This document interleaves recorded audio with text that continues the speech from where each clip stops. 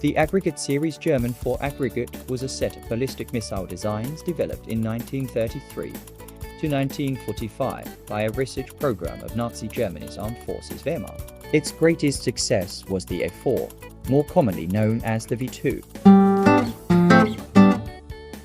The A1 was the first rocket design in the aggregate series. It was designed in 1933 by Werner von Braun in a German armed forces research program at Kammersdorf, headed by Walter Dornberger. The A1 was the grandfather of most modern rockets. The rocket was 1.4 meters 4 feet 7 in long, 30.5 centimeters 12 in diameter, and had a takeoff weight of 150 kilograms 331 pounds. The engine, designed by Arthur Rudolph, used a pressure-fed rocket propellant system burning ethanol and liquid oxygen, and produced 2.9 kilonewtons 660 lbf of thrust for 16 seconds. The LOX tank was located within the fuel tank and insulated with a fiberglass material. The rocket was stabilized by a 40 kilograms 88 pound 3-axis gyroscope system in the nose, supplied by Chrysler GmbH. The rocket could not be rotated for stability as with a ballistic shell.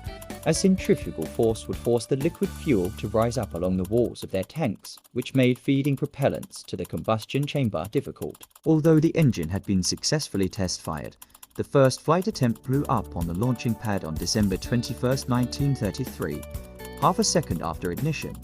One, the cause was a build-up of propellants before ignition of its engine. Two, since the design was thought to be unstable. No further attempts were made, and efforts moved to the A2 design.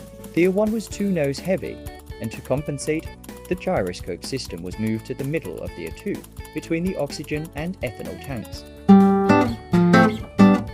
Static tests and assembly were completed by October 1, 1934. Two A2s were built for a full-out test, and were named after a Wilhelm Buschka II, Max and Moritz. On 19 and December 20, 1934, they were launched in front of senior army officers on Borkum Island in the North Sea. They reached altitudes of 2.2 kilometers 1, 4 mi and 3.5 kilometers 2 to mi. The A2S had the same dimensions as the A1 and the same engine, but separate propellant tanks. The cylindrical regeneratively cooled combustion chamber was welded inside the ethanol tank. The mushroom-shaped injector system consisted of fuel and oxidizer jets pointing at one another. Propellants were pressurized from a nitrogen tank, a system which was also used for the A3 and A5.